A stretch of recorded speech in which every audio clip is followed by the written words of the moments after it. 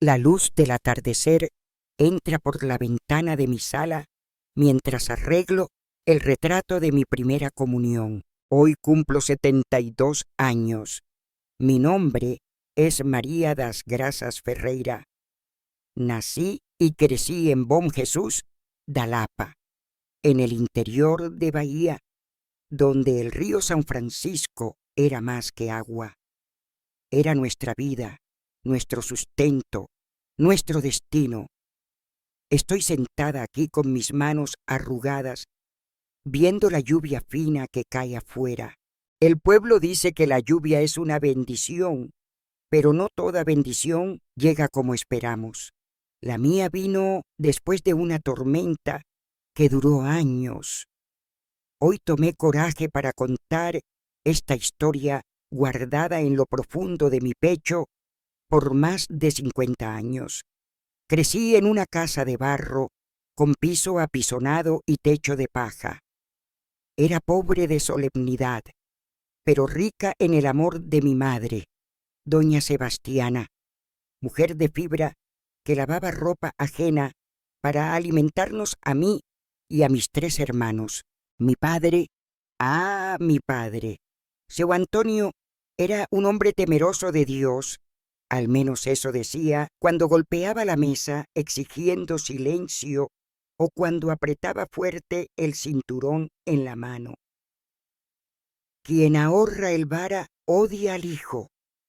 Lo repetía como un mantra mientras temblábamos de miedo. Mi madre bajaba la cabeza, calladita como un pajarito asustado. Dios lo ve todo, susurraba para nosotros cuando él salía a beber en la tienda de Ceusé. En nuestra ciudad, la iglesia era el centro de todo. El padre Joaquín era casi un santo para todos. La palabra de él era ley. Hombre serio, de mirada penetrante que parecía ver cada pecado escondido en el alma. Yo tenía 19 años cuando todo cambió. Acababa de conocer a Juan, hijo del dueño de la farmacia, un chico guapo de sonrisa ancha que tocaba guitarra en las fiestas del pueblo. Cuando me miraba, sentía un calorcito rico subiendo por el cuello. Pecado quizás, pero era un pecado tan dulce que no podía resistir. Una noche de San Antonio, Juan me pidió bailar. Yo, toda boba, acepté.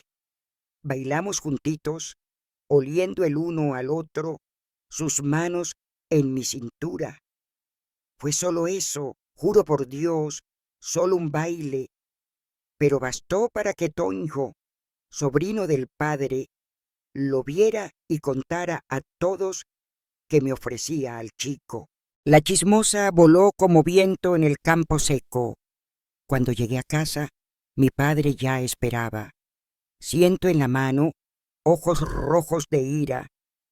Desgraciaste a la familia, berreaba mientras mamá lloraba. Ahora solo hay un modo de limpiar nuestro honor. Al día siguiente, el padre Joaquín vino personalmente a nuestra casa. Se sentó en la mesa de la cocina, aceptó el café que mamá ofreció con manos temblorosas. María tiene vocación, dijo. Con el tiempo, Dios está llamando. Yo no entendía bien qué pasaba. ¿Vocación? ¿Qué vocación? Yo solo quería ser maestra, casarme, tener hijos. Quería sentir de nuevo ese calorcito que Juan me hacía sentir.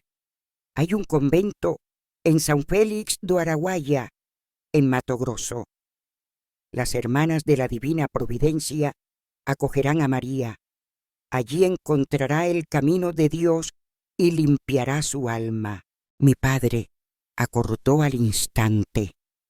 Mamá lloró bajito, pero no dijo nada.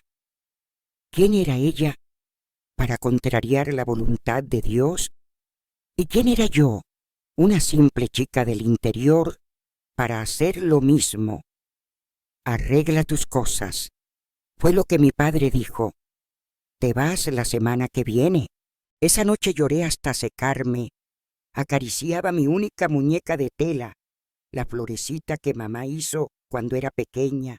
No quería irme, no quería ser monja, no quería dejar mi ciudad, mis sueños. Juan fue, tía Cefa, quien me consoló.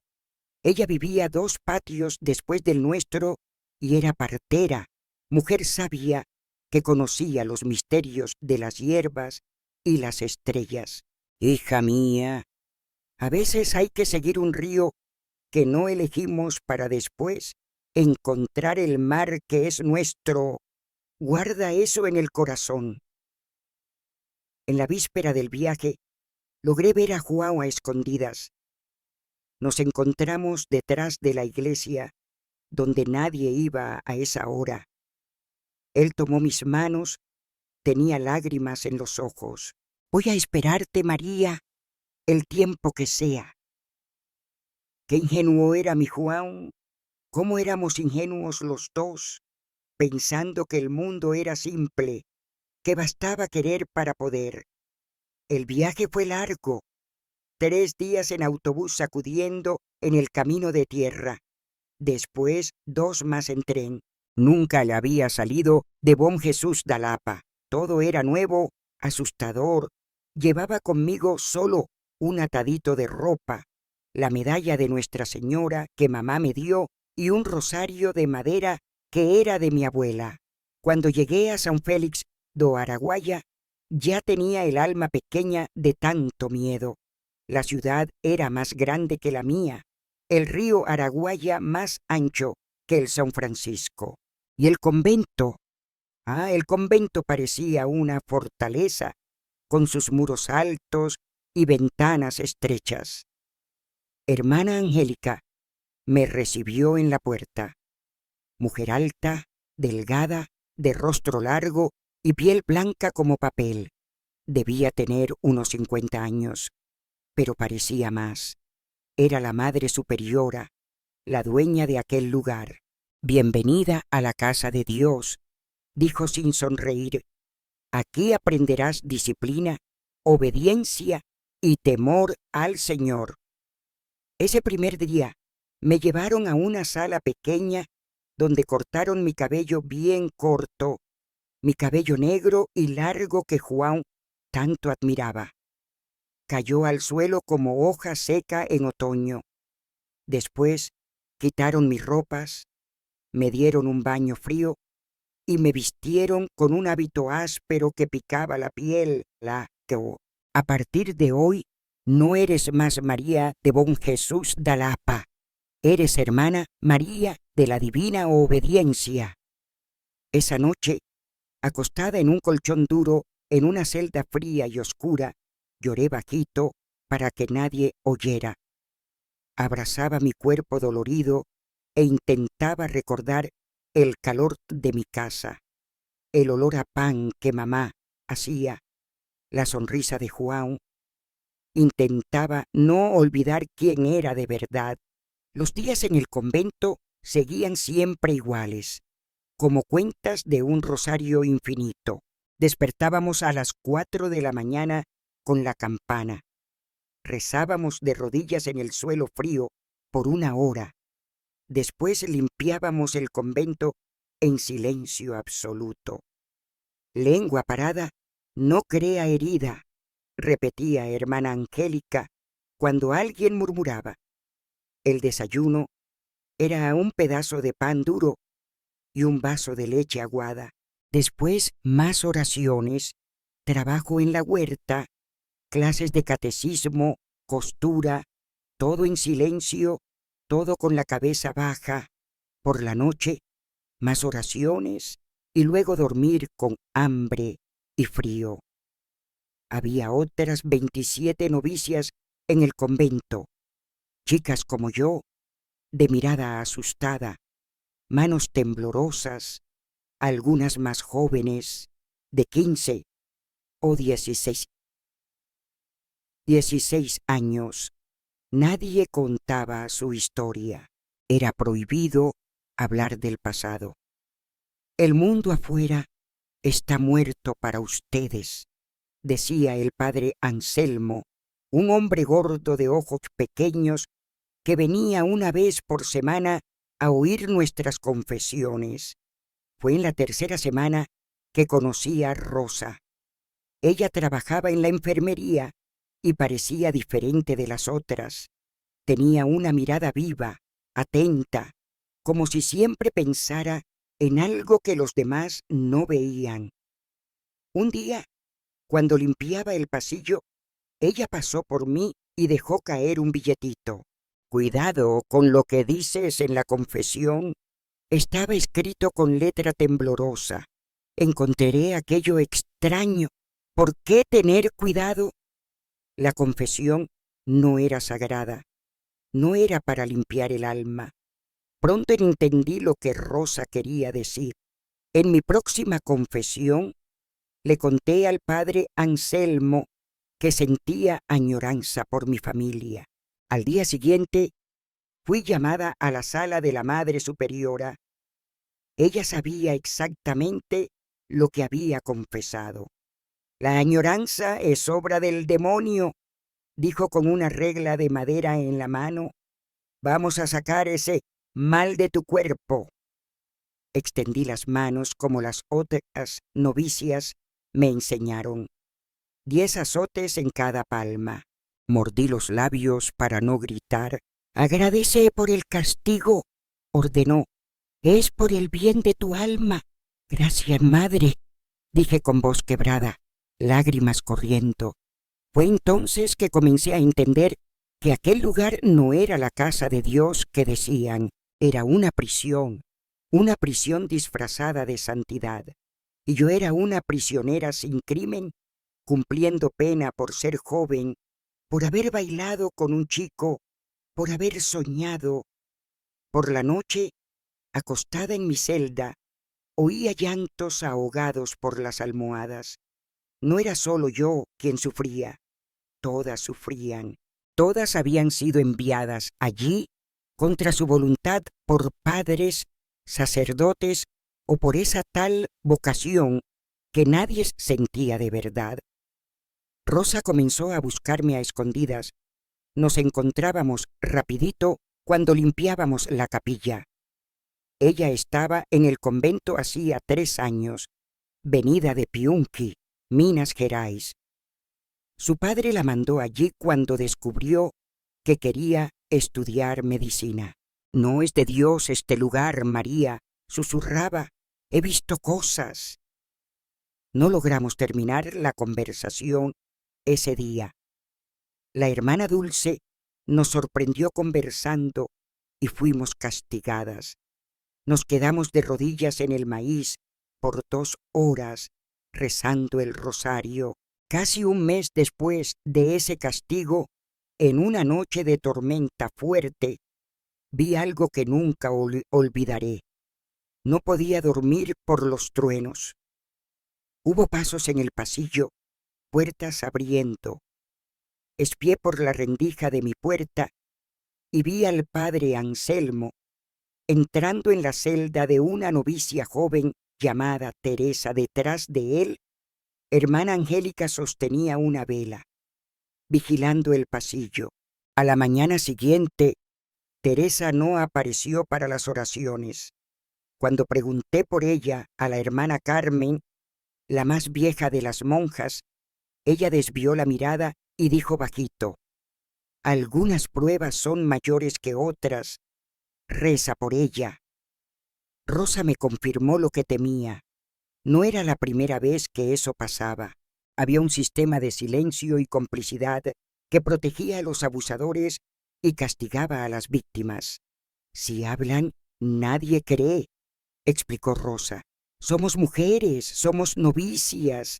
Ellos son los representantes de Dios en la tierra». Mi corazón se hizo pequeño, apretado. Sentí una rabia que nunca había sentido antes.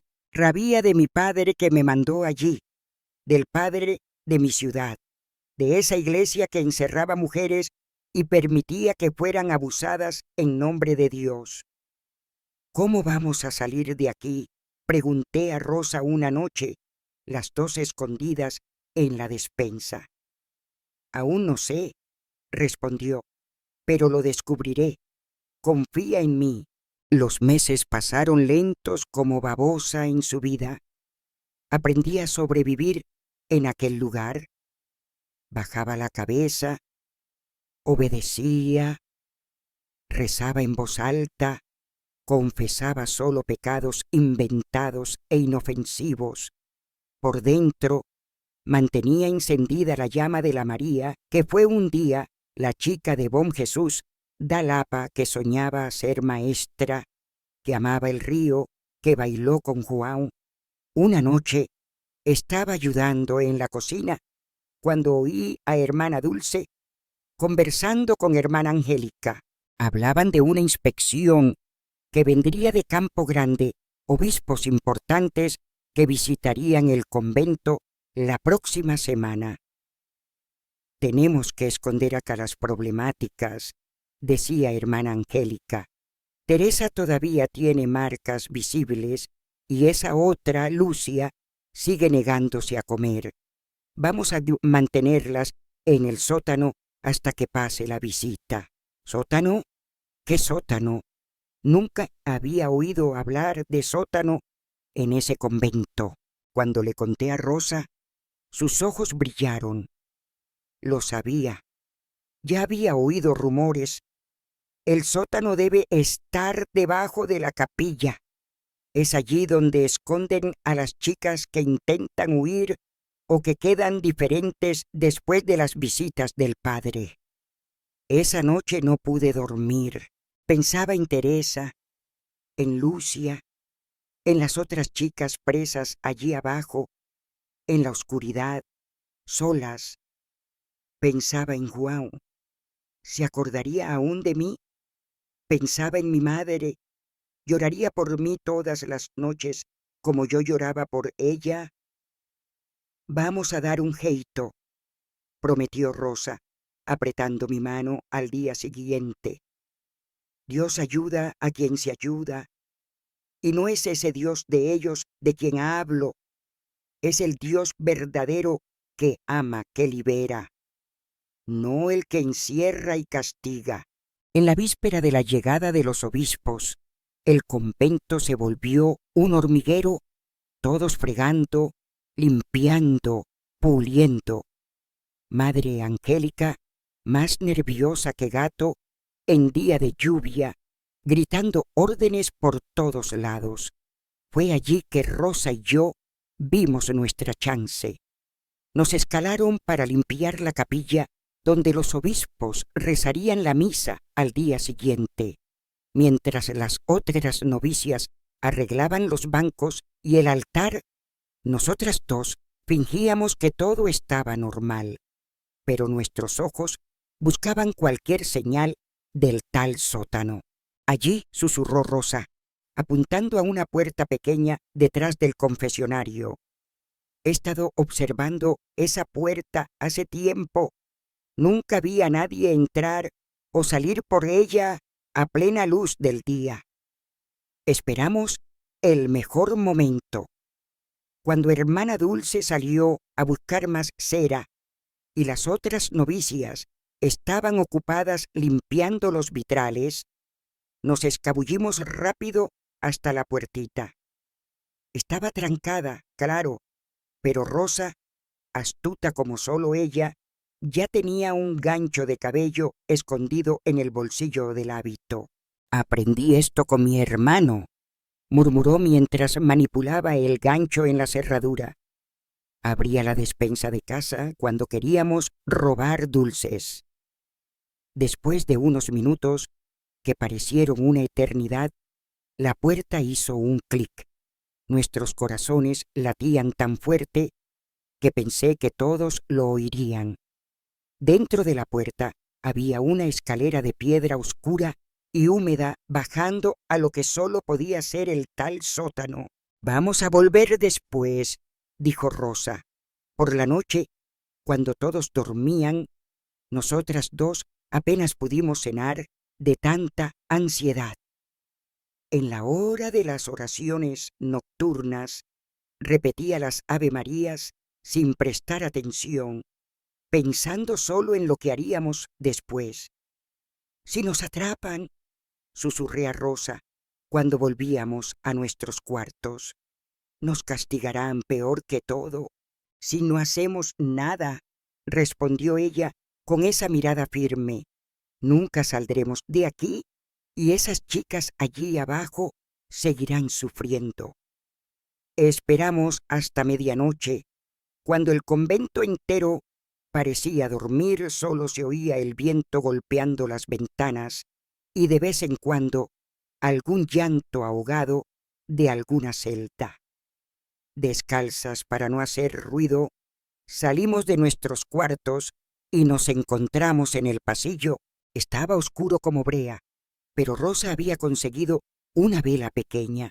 Caminamos pie ante pie, rezando bajito de verdad ahora, pidiendo protección no para las monjas o los padres, sino para Dios mismo, si es que aún nos escuchaba.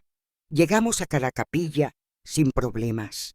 La luna entraba por los vitrales, haciendo dibujos coloridos en el suelo.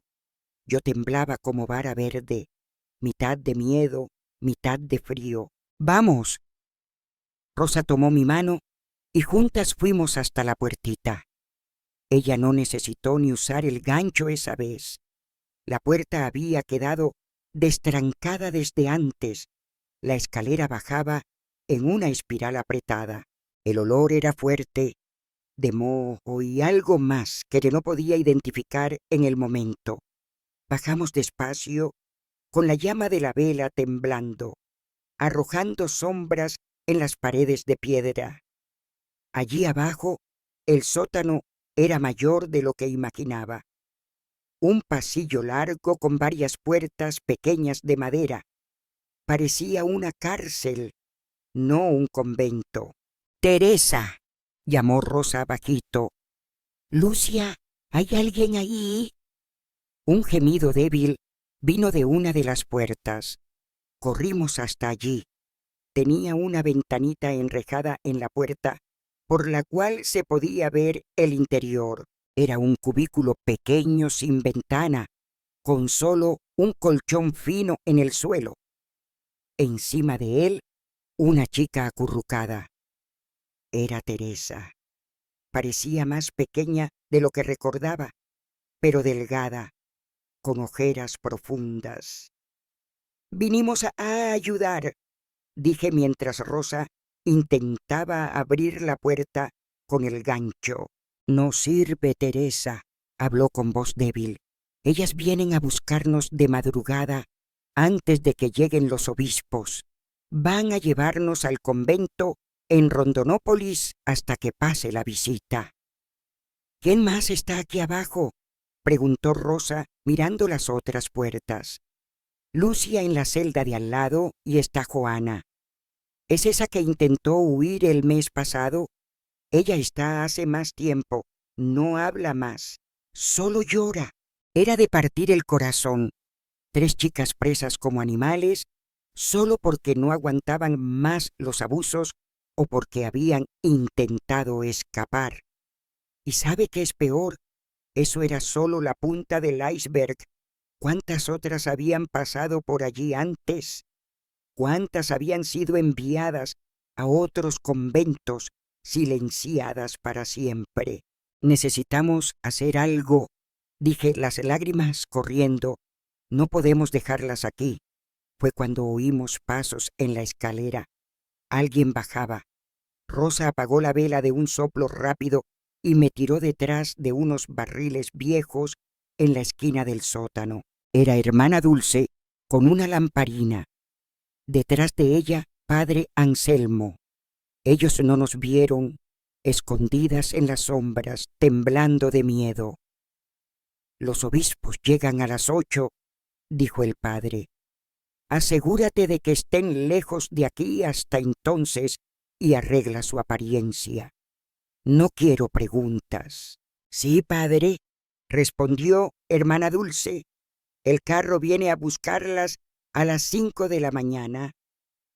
Los dos entraron en una sala al final del pasillo, dejando la puerta entreabierta.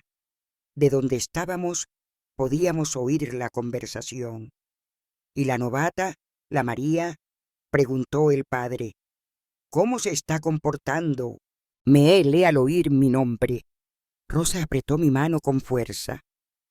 Aún es rebelde por dentro, respondió hermana Dulce, pero está aprendiendo. La Rosa es quien me preocupa. Esa tiene el demonio en la sangre. Vive cuestionando con esos ojos atrevidos. Después de la visita, cuido de las dos, dijo el padre, con una voz que me dio escalofríos.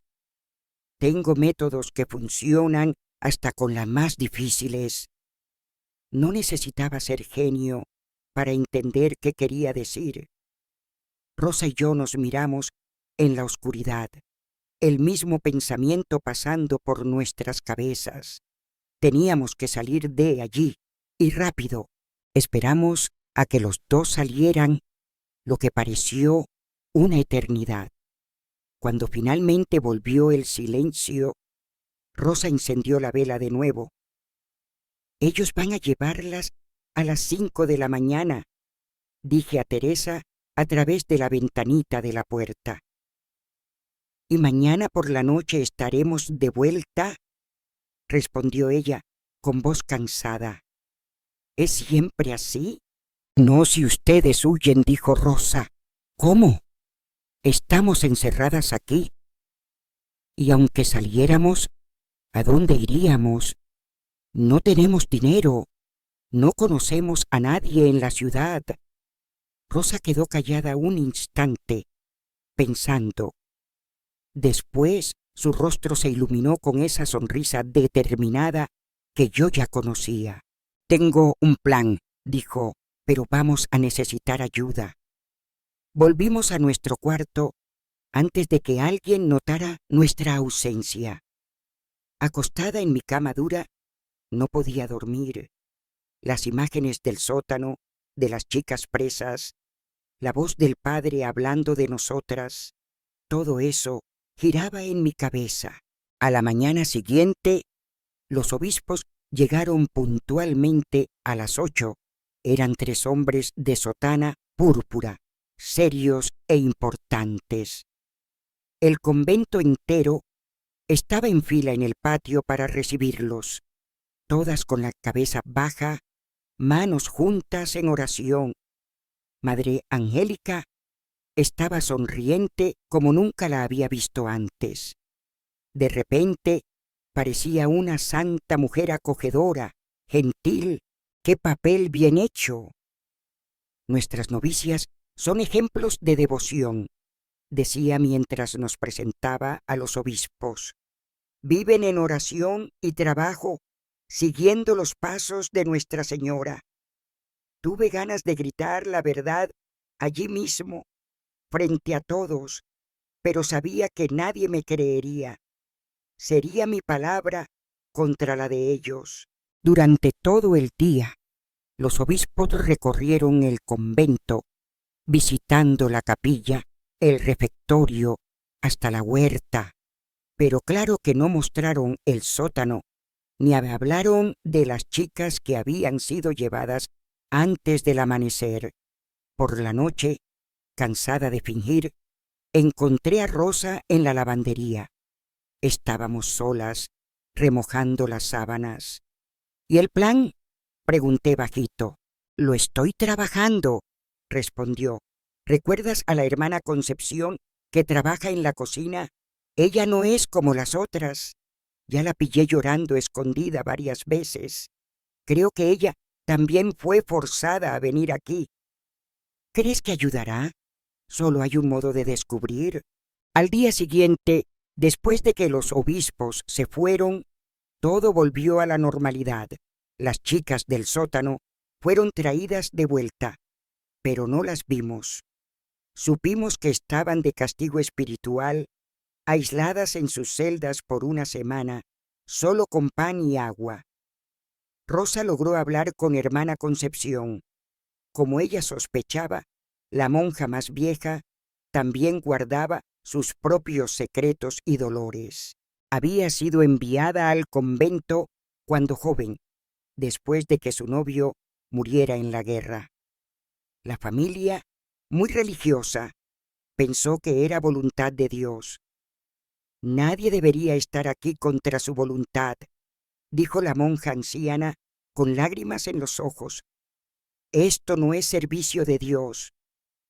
Ella acordó ayudar. Como cocinera, tenía accesos a la despensa y a las llaves de la puerta trasera por donde recibían las entregas de comida. De aquí a 3 días, nos dijo, llegará un carro con provisiones. Seuceciño, que trae las verduras, es de confianza. Él puede llevarlas hasta Aguaboa, donde pasa el autobús para Cuiabá. Era nuestra chance, pero no podíamos ir solo nosotras dos. Necesitamos llevar a las chicas del sótano, dije. No podemos dejarlas atrás. Hermana Concepción sacudió la cabeza, preocupada. Va a ser más difícil. Están encerradas, vigiladas, y más gente aumenta el riesgo de ser descubiertas. Uno por todos y todos por uno, respondió Rosa firme. O vamos todas o no va nadie. El plan era riesgoso. En la noche antes de la entrega de provisiones, hermana Concepción pondría un somnífero en el té de las otras monjas. No muy fuerte, solo lo suficiente para hacerlas dormir pesado. Después usaría las llaves para abrir el sótano y las celdas de las chicas. Nos encontraríamos todas en la puerta trasera a las 4 de la mañana, cuando Seuceciño llegaría con el carro. En los 2 días siguientes, reunimos lo que pudimos a escondidas. Un poco de pan que guardamos de las comidas, algunas frutas de la huerta, un cambio de ropa de cada una que lavamos y escondimos. No era mucho, pero era todo lo que teníamos. En la noche combinada, no pude dormir de tanta ansiedad. Cada ruido me hacía saltar. Y si salía mal, y si nos atrapaban, peor que el castigo físico sería continuar allí, presas para siempre. A las 3 de la mañana me levanté sin hacer ruido. Puse debajo del hábito la ropa normal que había guardado, una falda simple y una blusa que usé cuando llegué. Tomé el paquetito con pan y fruta y esperé. Rosa apareció en mi puerta como combinado. «Está todo listo», susurró. «Vamos». Bajamos por el pasillo oscuro, el corazón en la boca. Pasamos por la celda de la Madre Superiora. Se oía su ronquido a través de la puerta. El somnífero había funcionado. Encontramos a hermana Concepción en la entrada del sótano. Ella ya había liberado a las 3 chicas, que parecían asustadas y desorientadas, pero determinadas a huir. «Que Dios las proteja», dijo la monja anciana, haciendo la señal de la cruz en cada una de nosotras. «Vayan por la sombra, hijas». Ella nos guió por los pasillos hasta la puerta trasera. A cada paso pensaba que alguien se despertaría, que sonaría una alarma, que nos atraparían, pero nada pasó. Seuceciño ya esperaba afuera con el carro cubierto con un toldo de lona. Sin decir palabra, nos ayudó a subir y nos cubrió con paja y sacos vacíos. «Quédense calladitas hasta que estemos bien lejos», susurró. «Hay una patrulla de policía que a veces pasa por la carretera principal». El carro comenzó a moverse lentamente. Oí el chirrido de la puerta cerrándose. Después, el trote suave del caballo en el camino de tierra. Estábamos afuera. Después de 1 año y medio, en esa prisión disfrazada de convento, estaba del lado de afuera de los muros. Acostada debajo de la paja, apretada entre Rosa y Teresa, Sentí las lágrimas corriendo por mi rostro. No eran lágrimas de miedo o tristeza, sino de alivio, de esperanza, de libertad. El viaje hasta Agua Boa duró 4 horas. Salimos del carro ya con el sol naciendo, las piernas entumecidas, los cuerpos doloridos, pero los corazones livianos. «Esta es mi sobrina Vitoria», dijo Seucesiño a la mujer que vendía pasajes en la estación. «Y sus amigas van a visitar a la tía en Cuiabá». La mujer ni nos miró bien, ocupada contando el dinero que Seucesiño entregó. Él había vendido parte de la carga de verduras para comprar nuestros pasajes. «Que Dios le pague, señor», dije sosteniendo sus manos callosas. «Ya está pagando, hija», sonrió, mostrando dientes faltantes. «Mi hermana menor también fue llevada a un convento cuando era joven. Nunca más volvió. Dicen que murió de fiebre, pero sabemos cómo es, ¿no? Nunca nos dejaron ni ver el cuerpo». En el autobús para Cuiabá, las 5, yo, Rosa, Teresa, Lucia y Joana, nos sentamos juntas en el fondo. Por primera vez en mucho tiempo, hablamos libremente, sin miedo de ser oídas o castigadas. Cada una contó su historia. Teresa había sido enviada al convento por su padrastro, que quería deshacerse de ella después de que su madre muriera. Lucia había quedado embarazada a los 15 años y la familia, para esconder la vergüenza, la mandó al convento. La criatura fue sacada de ella apenas nació, dada en adopción. Juana había sido atrapada leyendo libros prohibidos que hablaban de derechos de las mujeres.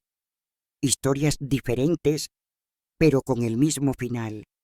Chicas presas, silenciadas, abusadas, todo en nombre de Dios. «¿A dónde vamos ahora?», preguntó Lucia, la más joven de nosotras, con solo 17 años. Nadie tenía respuesta.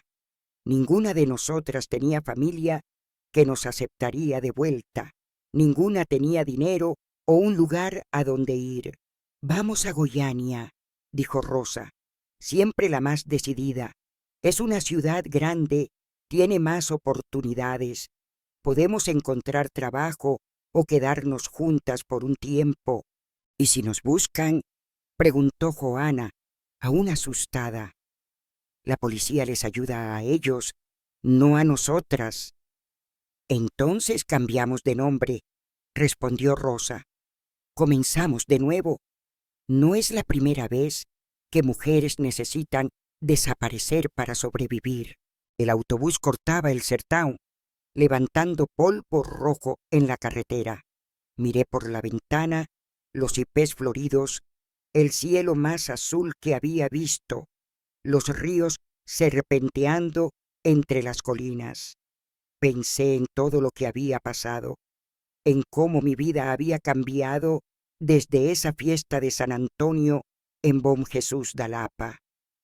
«¿Sabes qué quiero hacer cuando llegue a Goiânia?», dije rompiendo el silencio. «Quiero cortar el cabello bien cortito, pero como yo quiera, y después dejarlo crecer de nuevo solo porque puedo». Las chicas rieron, un riso genuino que resonó por el autobús vacío. «Yo quiero comer un plato lleno de arroz, con frijoles y carne», dijo Lucia, y repetir 3 veces.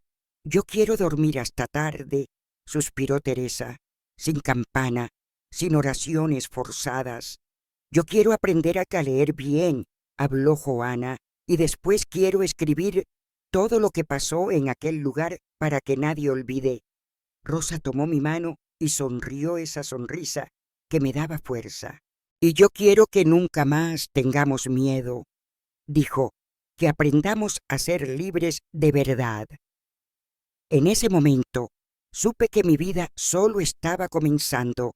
Tenía solo 21 años. Aunque sentía como si hubiera vivido 100, había perdido mi familia, mi ciudad, mi primer amor, pero había ganado otras cosas: coraje, amistad y determinación. Y principalmente había encontrado mi voz. El autobús seguía por la carretera y con cada kilómetro que dejábamos atrás, sentía los muros del convento quedando más distantes. No sabía qué encontraría en Goiânia o qué sería de mi vida de allí en adelante, pero sabía una cosa con certeza: nunca más dejaría que nadie me callara, nunca más sería prisionera. La vida es como el río. Mi madre siempre decía: puede tener piedras en el camino, puede tener curvas que no vemos, pero el agua siempre encuentra su rumbo al mar. Y yo, María das Graças Ferreira, estaba finalmente encontrando mi propio camino, siguiendo mi propio río. Goiânia nos recibió como toda ciudad grande recibe a los que llegan sin nada, con indiferencia. Era una selva de piedra donde nadie miraba a los ojos de nadie, tan diferente de Bom Jesús da Lapa, que parecía otro país. Llegamos al terminal de autobuses sin destino cierto. 5 chicas asustadas sosteniendo ataditos improvisados, mirando alrededor sin saber a dónde ir. El dinero que seu Cecinho nos había dado se acabó con los pasajes. No teníamos ni para el desayuno. ¿Y ahora?, preguntó Teresa, abrazando su propio cuerpo, como si eso pudiera protegerla. Rosa, siempre nuestra fortaleza, apuntó a una iglesia que se veía a lo lejos. Vamos allá. La iglesia ayuda a los necesitados, ¿no es lo que dicen? Yo dudé. La iglesia era lo último que quería ver frente a mí, pero no teníamos elección. La iglesia de San Judas Tadeo quedaba en una plaza movimentada. Cuando llegamos, una misa estaba terminando. Esperamos afuera hasta que los fieles salieron y el padre apareció en la puerta. Padre Jerónimo no era nada como los padres que conocíamos. Era un hombre de unos 60 años, cabellos blancos desordenados, gafas en la punta de la nariz y una sonrisa ancha en el rostro redondo. Usaba una sotana vieja y gastada que parecía tener unos 10 años de uso. ¿En qué puedo ayudar, hijas mías?, preguntó cuando nos vio paradas en la puerta. Rosa tomó la delantera y contó una historia a medias, que éramos de ciudades del interior buscando trabajo en la capital, sin tener dónde quedarnos. No mencionó el convento, ni la fuga, ni los abusos. Algunas verdades son pesadas de más para compartir con extraños, aunque usen collar. El padre nos miró por un tiempo, como si leyera más allá de nuestras palabras. Después suspiró. «Vengan conmigo», dijo. «No tengo mucho que ofrecer, pero lo poco que tengo lo divido con placer». Nos llevó hasta la casa parroquial, una construcción simple detrás de la iglesia. Allí, una señora negra de cabellos grises preparaba el almuerzo. «Doña Zulmira», llamó el padre, «tenemos visitas. Puedes poner 5 platos más en la mesa». La mujer nos miró de arriba a abajo, notando nuestras ropas extrañas, aún usando las del convento, debajo de las pocas piezas normales que teníamos, nuestro modo asustado, las miradas bajas que el convento nos había enseñado a mantener. Murmuró, colocando las manos en la cintura. «Estas chicas tienen cara de quien está huyendo de algo». Rosa dio un paso atrás, lista para correr, y sentí mi corazón helarse. Pero entonces doña Zulmira abrió una sonrisa ancha, mostrando un huequito entre los dientes delanteros. Sea lo que sea, está en el pasado. Aquí nadie pregunta de dónde vienen, solo a dónde van. Siéntense. Voy a hacer un café reforzado antes del almuerzo. Están tan flacas que da hasta pena. Aquel fue el mejor café de mi vida. Pan casero calentito con mantequilla, derritiéndose, pastel de fubá, café con leche de verdad. Comimos como si no hubiera mañana. Creo que doña Zulmira nunca había visto hambre igual. La casa parroquial no tiene espacio para que se queden, dijo el padre cuando terminamos de comer. Pero conozco a una persona que puede ayudar. Doña Matilde, una viuda que vive cerca de aquí, tiene una pensión donde recibe chicas del interior que vienen a trabajar en la ciudad. Es simple, pero limpio y seguro. Después del almuerzo, arroz, frijoles, carne y ensalada que nos hicieron llorar de tanta añoranza por comida de verdad, el padre nos llevó hasta la pensión de doña Matilde. Era una casa grande y antigua, con un jardín al frente lleno de rosas y un patio atrás donde gallinas ciscaban libremente. Doña Matilde era una mujer de unos 60 años, bajita, gordita, con ojos pequeños y vivos que parecían ver el alma de la gente. 5 de una vez, padre Jerónimo, rió cuando nos vio. El Señor quiere transformarme en un convento. Di un salto al oír esa palabra. Juana palideció. ¿Sabría ella? ¿Habría el padre adivinado nuestra historia? Son buenas chicas, doña Matilde, dijo el padre. Necesitan abrigo y trabajo. Pensé luego en la señora. Doña Matilde nos estudió por un momento, después sonrió. Tengo 3 cuartos vacíos. Pueden quedar 2 en cada uno y una sola. Quedamos todas juntas, dijo Rosa rápidamente. 2 en cada cuarto es perfecto. Después de que el padre se fue, doña Matilde nos mostró los cuartos. Eran simples: 2 camas, un armario, una mesita, pero después de las celdas del convento parecían suites de hotel. Las reglas son simples, dijo. Nada de hombres aquí de dentro, nada de bebida, nada de desorden. El desayuno es a las 6. Quien pierda se queda sin. Almuerzo no hay, cada una se arregla. Cena a las 7. Quien se atrase come frío. Alquiler se paga el día 5, sin excusa.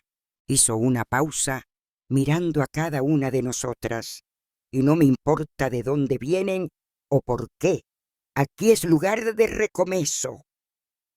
Esa noche, acostada en una cama blanda por primera vez en casi 2 años, lloré bajito. No era de tristeza, era de alivio. Estábamos lejos, estábamos a salvo, estábamos juntas. Al día siguiente, comenzamos a buscar trabajo. No fue fácil. Ninguna de nosotras tenía experiencia en nada, además de rezar, limpiar y obedecer. No teníamos documentos, no teníamos referencias, no teníamos nada.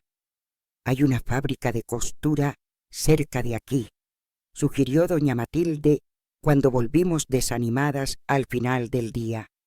La dueña Clotilde es amiga mía. Voy a hablar con ella.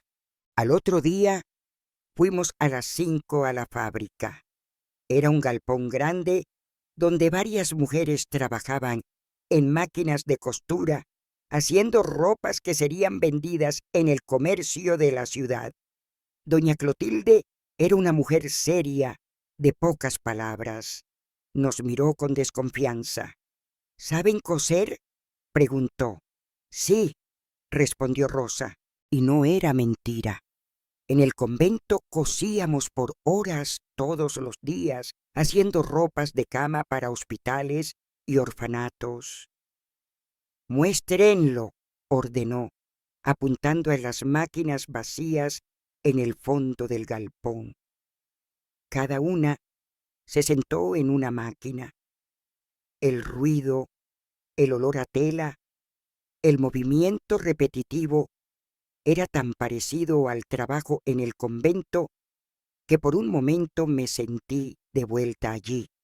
Pero cuando miré alrededor y vi a las otras mujeres conversando, riendo bajito, algunas hasta cantando, recordé que estaba libre. Doña Clotilde examinó nuestro trabajo con ojos críticos. No es malo, admitió finalmente. Puedo tomarlas a prueba. Pago por pieza al final de la semana.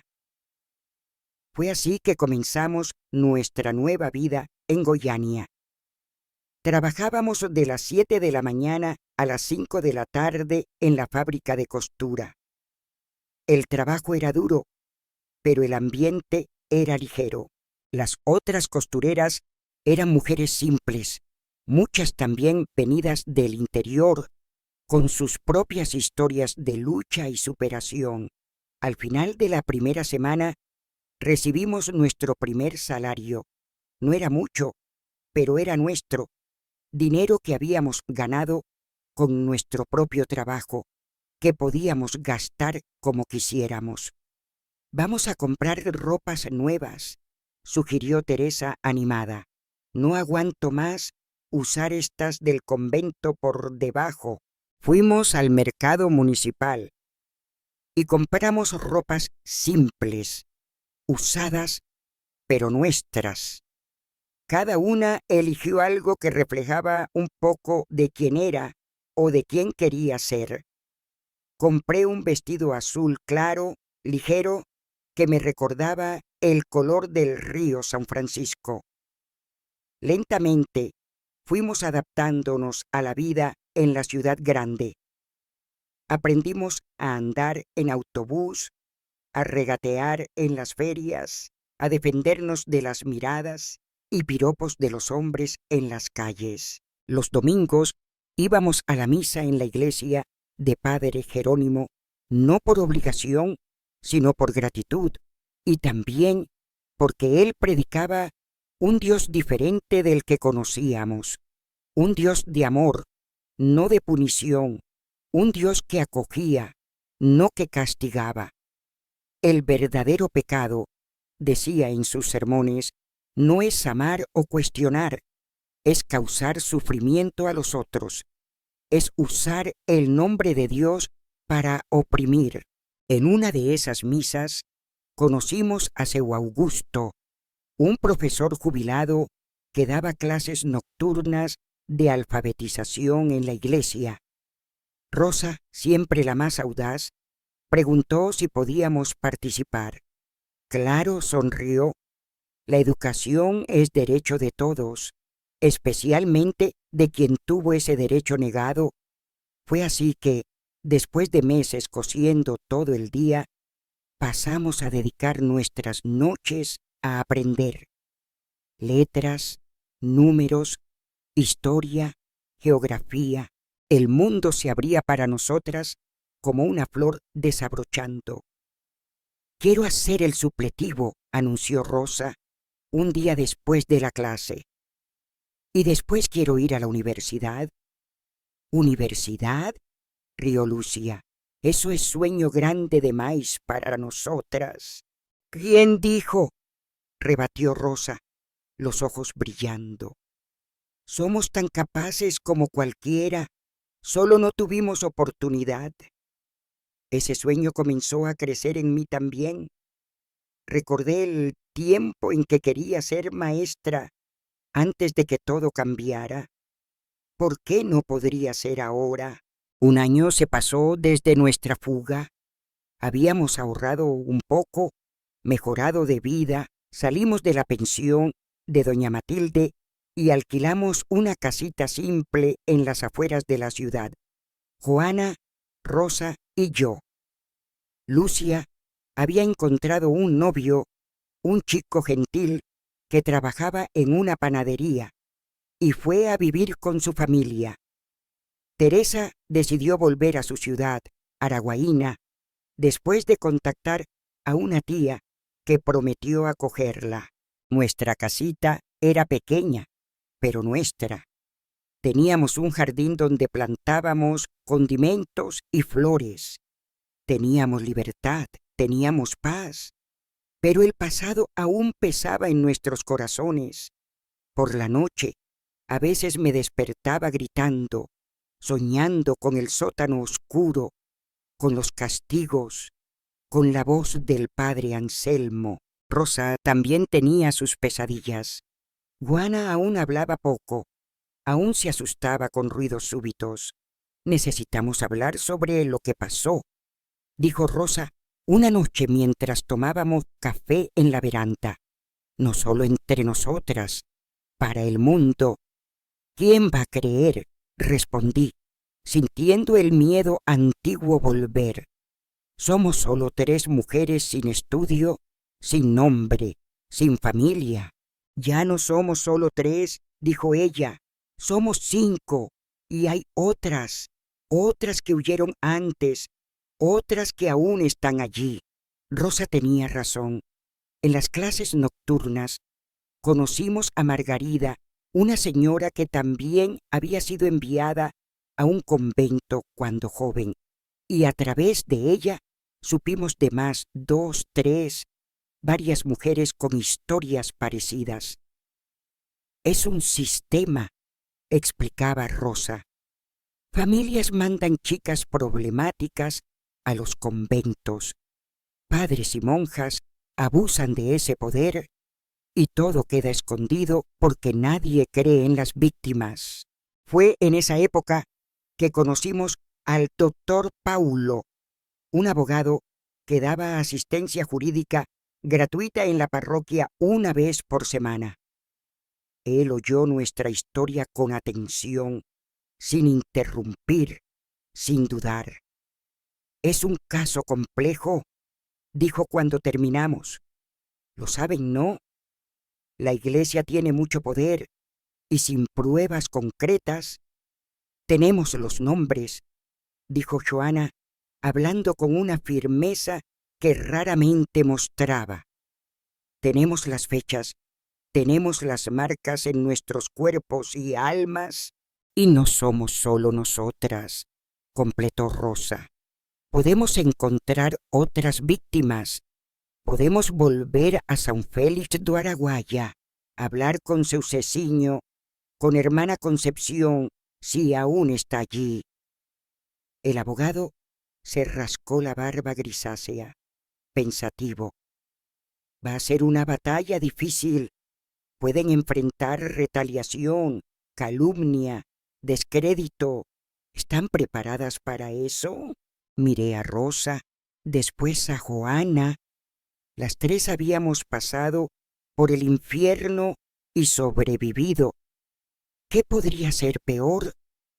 Nacimos preparadas, respondí. Solo no lo sabíamos hasta ahora. Los meses siguientes fueron de intensa preparación. Doctor Paulo nos ayudó a reunir testimonios de otras víctimas. Encontramos 7 mujeres que habían pasado por el convento de las Hermanas de la Divina Providencia en diferentes épocas, todas con historias semejantes. Margarida nos presentó a un periodista del diario de Goiás, un hombre llamado Roberto, que había hecho reportajes sobre casos de abuso en la iglesia antes.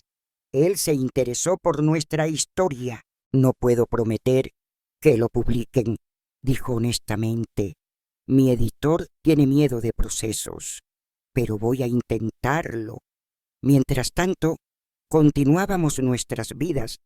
Yo había conseguido entrar en el supletivo y estudiaba por la noche después del trabajo.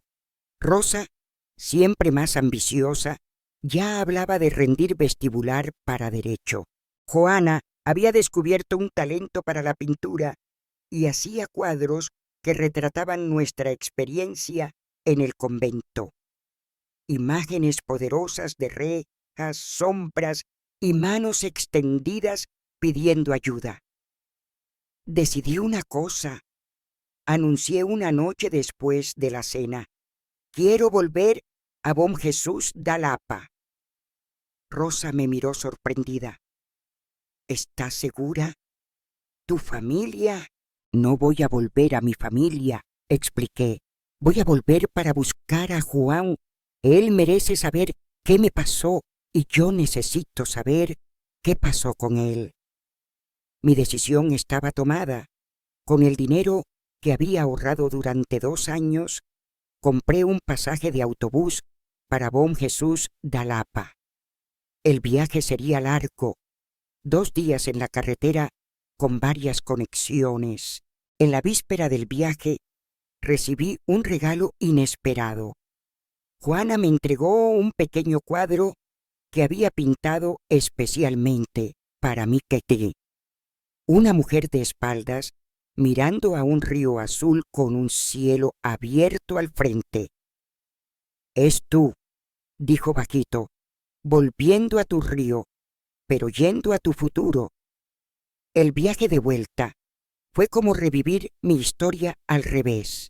Cada ciudad, cada paisaje me traía recuerdos, algunos dolorosos, otros dulces.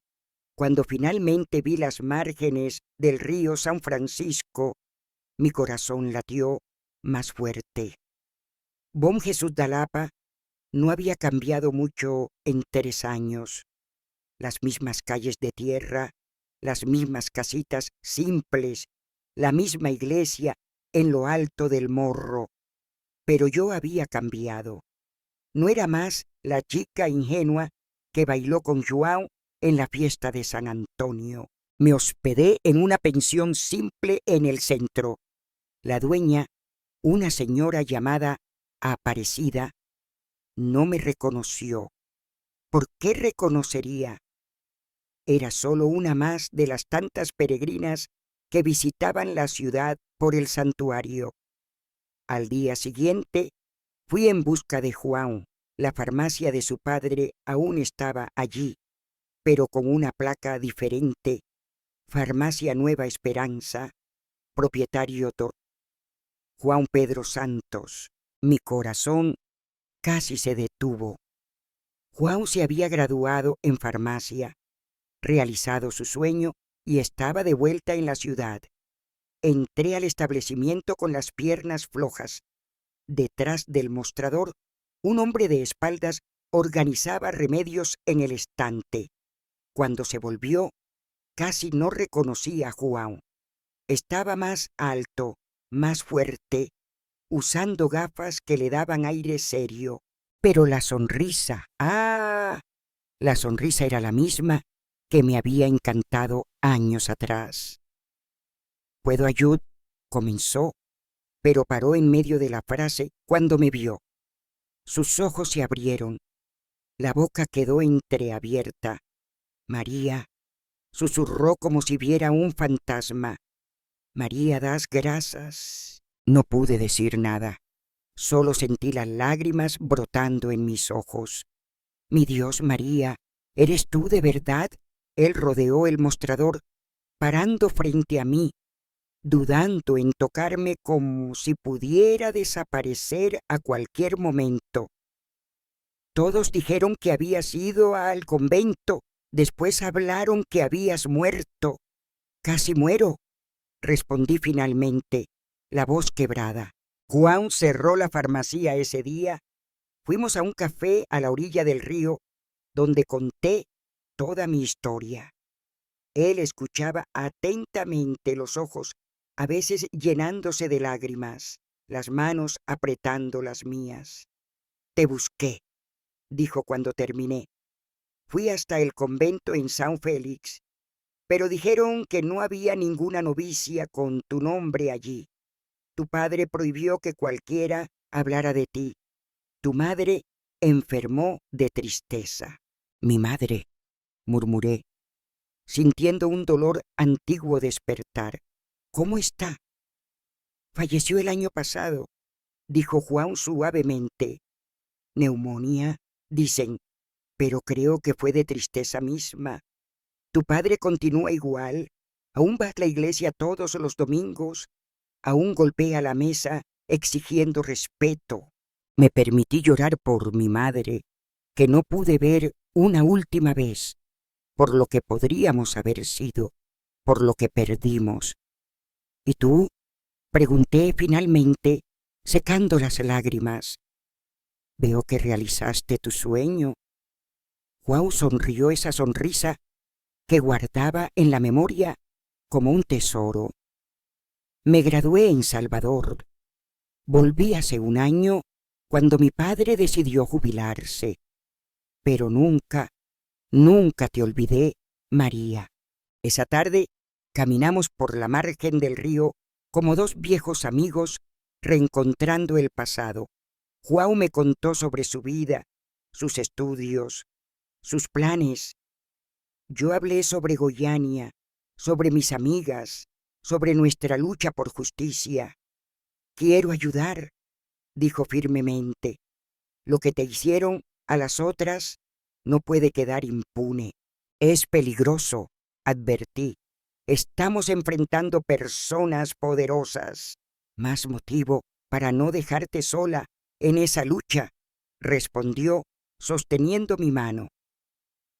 Quedé en Bom Jesús da Lapa por una semana. No busqué a mi padre ni a mis hermanos. Algunos puentes, una vez quemados, no pueden ser reconstruidos, pero reencontré a tía Cefa, que lloró al verme viva, y algunas amigas de infancia que me recibieron con abrazos sinceros. João y yo nos reaproximamos con la cautela de quien sabe que el tiempo y las experiencias nos transformaron. No éramos más los jóvenes enamorados de antes, pero quizás pudiéramos ser algo nuevo, algo construido sobre bases más sólidas que un sueño de adolescencia. Cuando volví a Goiânia, llevaba conmigo una promesa. João vendría a visitarme en 3 meses. Y también una certeza. Mi pasado estaba resuelto. Era hora de enfrentar el futuro. Roberto, el periodista, consiguió publicar nuestra historia en el diario de Goiás. No con nuestros nombres verdaderos, por seguridad, pero con detalles suficientes para quien supiera reconocer el convento y las personas involucradas. El reportaje generó una pequeña tormenta. Hubo desmentidos oficiales de la iglesia, claro, cartas de lectores indignados con las calumnias contra la institución, pero también hubo apoyo, principalmente de otras mujeres, y más importante, hubo otras víctimas que se manifestaron, mujeres que habían pasado por situaciones semejantes en otros conventos, en otras ciudades, en otras épocas. Era como si hubiéramos abierto una puerta que estaba trancada hace siglos. Es solo el comienzo, dijo Rosa, recortando el reportaje para guardar. Ahora ellos saben que no estamos solas, que no vamos a callarnos más. Nuestra lucha por justicia continuaba, pero ahora yo tenía algo más por qué luchar. Mi futuro. Con el apoyo de seu Augusto, conseguí una vacante como auxiliar en una escuela primaria. No era aún la maestra que soñaba ser, pero estaba en el camino. João vino a visitarme como prometido, conoció a mis amigas, vio nuestra casita simple, entendió la nueva vida que había construido. Estoy orgulloso de ti, dijo en la víspera de volver a Bom Jesús da Lapa. Después de todo lo que pasó, aún tienes fuerza para luchar, para construir, para ayudar a los otros. Uno nunca sabe la fuerza que tiene hasta que es probada, respondí, recordando las palabras de tía Cefa. 3 años se pasaron desde nuestra fuga del convento. Rosa estaba en la Universidad de Derecho, estudiando por la noche y trabajando durante el día. Joana había montado un pequeño atelier de pintura y daba clases para niños carentes. Yo había terminado el supletivo y comenzado un curso de magisterio. Nuestra lucha contra el convento avanzaba lentamente en el sistema judicial y João se había mudado a Goiânia, trayendo sus conocimientos de farmacia y su corazón generoso. Estábamos construyendo algo juntos, día a día, con la paciencia de quien sabe que los mejores cimientos se hacen con tiempo y cuidado. En una tarde de domingo, recibimos una visita inesperada. Una chica de unos 16 años apareció en nuestra puerta, temblorosa, asustada, sosteniendo un recorte de periódico amarillento, la reportaje sobre nuestra historia. «Ayúdenme», pidió con voz débil. «Acabo de huir del convento en Rondonópolis. Vi esto y...». No pudo terminar, cayendo en sollozos. Rosa la abrazó sin dudar. «¿Estás segura ahora?», dijo con firmeza. «Estamos aquí. No estás sola». Miré a esa chica y me vi a mí misma 3 años atrás. Vi el miedo, el dolor, pero también el coraje de quien dio el primer paso a la libertad. Y supe en ese momento que nuestro trabajo estaba apenas comenzando, que habría otras chicas, otras historias, otras luchas. «¿Cuál es tu nombre?», pregunté a la chica, ofreciéndole un vaso de agua. «Esperanza», respondió. «Me llamo Esperanza». No pude evitar sonreír. A veces la vida tiene un sentido del humor peculiar, casi divino en su ironía. «Bienvenida, Esperanza», dije. «Tengo una historia para contarte». Esperanza no fue la última. Después de ella vino Concepción, una chica de 17 años que huyó del mismo convento en Rondonópolis. Después Antonia, de 22, que había pasado 5 años en un convento en Cuiabá. Más tarde, Clara, Patricia, Inés, una procesión de almas heridas buscando abrigo, comprensión y justicia. Nuestra casita quedó pequeña. Con la ayuda de João, que ahora trabajaba en una farmacia grande en el centro de Goiânia, alquilamos una casa mayor en las afueras de la ciudad. Un lugar simple pero espacioso, con patio grande y muchos cuartos. La llamamos Casa Esperanza, nombre dado en homenaje a la primera chica que nos buscó. «Esto está volviéndose una pensión», bromeaba doña Zulmira, que se había jubilado del trabajo con padre Jerónimo y ahora nos ayudaba en la cocina de la Casa Esperanza. No era una pensión, era un refugio, un punto de partida, un lugar donde mujeres que habían pasado por lo mismo que nosotras podían curarse y recomenzar. Rosa, ya en el 2.º año de Derecho, organizó un grupo de apoyo.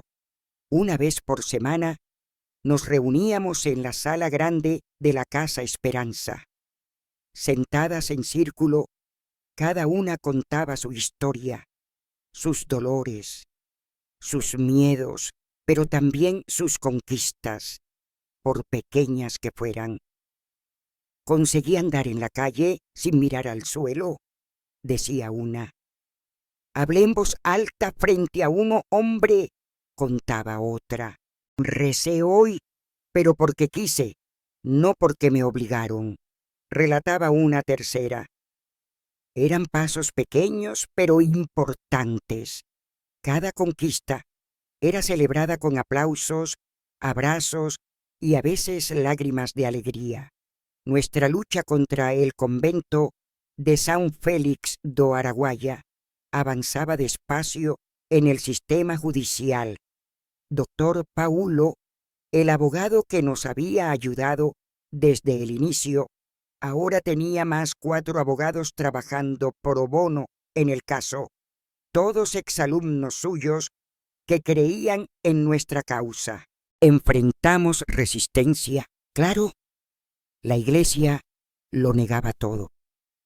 Los padres y monjas acusados habían sido transferidos a otras ciudades, otros estados. Algunos testigos desaparecieron misteriosamente. Documentos que probaban nuestro paso por el convento se perdieron en incendios convenientes.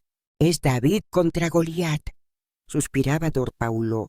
Pero recuerden, en la historia, David venció. Rosa, siempre optimista, añadía, y esta vez David no es uno solo, somos muchas. Más reportajes aparecieron en periódicos de todo el país. Roberto, el periodista que primero publicó nuestra historia, ahora trabajaba en un periódico de circulación nacional. Nuestra lucha ganó visibilidad. Recibimos cartas de apoyo, donaciones, ofertas de ayuda. También recibimos amenazas, telefonemas anónimos en medio de la noche, cartas con amenazas de muerte, miradas hostiles de personas en la calle que nos reconocían de las fotos en los periódicos. Tienen miedo, decía Juan, siempre mi puerto seguro. Miedo es señal de que estamos molestando a gente poderosa. La Casa Esperanza creció más allá del abrigo físico. Creamos una escuela informal donde las chicas podían estudiar y prepararse para la vida afuera. Juana daba clases de arte, Rosa de derechos básicos, yo de portugués y matemáticas. João enseñaba primeros auxilios y nociones de salud. Voluntarios venían a dar clases de costura, cocina, informática. Fue padre Jerónimo quien sugirió que registráramos oficialmente como una asociación sin fines lucrativos. Dará más respaldo, más protección, explicó, y más posibilidades de apoyo. Así nació la Asociación María Libertadora, nombre elegido en votación por las propias chicas acogidas. No era referencia a mí, María das Graças, sino a la otra María, Madre de Jesús, que para muchas de ellas representaba el lado femenino y acogedor de Dios que habían perdido de vista en los conventos. En esa época, yo ya daba clases regularmente en una escuela municipal. Había concluido el magisterio y rendido concurso público. No ganaba mucho, pero era un trabajo honesto que me daba satisfacción. Enseñar a niños a leer, escribir y principalmente cuestionar era mi forma de garantizar que la próxima generación no repitiera los errores de la mía. João y yo nos casamos en una ceremonia simple en el jardín de la Casa Esperanza. No fue en una iglesia. Ninguna de nosotras podía entrar en una sin sentir escalofríos. Fue seu Augusto, el profesor que nos había alfabetizado, quien condujo una linda ceremonia laica, llena de poesía y música. Debajo de este cielo, ante estos testigos, recitó, prometen construir una vida basada en el respeto, en el amor y en la libertad. Prometemos, dijimos juntos de manos dadas, rodeados por nuestra familia elegida. Rosa, Juana, las chicas de la Casa Esperanza, Padre Jerónimo, Doña Zulmira, Doctor Paulo, Roberto, todos que habían caminado con nosotras en esa jornada. En días de felicidad así, es fácil pensar que todo va bien, que las batallas quedaron en el pasado. Pero la vida tiene sus propios planes, sus propios ritmos de dar y tomar. Una semana después de nuestro matrimonio, recibimos la noticia. El juez había archivado nuestro proceso contra el convento de las Hermanas de la Divina Providencia por falta de pruebas concretas. Años de testimonios, testigos, documentos reunidos con tanto esfuerzo, todo descartado con una firma. Rosa quedó devastada. Era su primer gran fracaso como futura abogada. ¿Cómo puede ser? Lloraba, golpeando el puño en la mesa. ¿Cómo pueden ignorar tantas voces? Doctor Paulo intentó explicar las sutilezas legales, las influencias políticas, los acuerdos de bastidores, pero en el fondo era simple. Los poderosos protegían a los poderosos. Siempre había sido así. No acabó. Dije esa noche, durante una reunión de emergencia en la Casa Esperanza. Esto es solo una batalla, no la guerra. ¿Y qué guerra podemos ganar?, preguntó Antonia, una de las chicas acogidas, con amargura en la voz. Ellos tienen todo: dinero, poder, influencia. Nosotras no tenemos nada.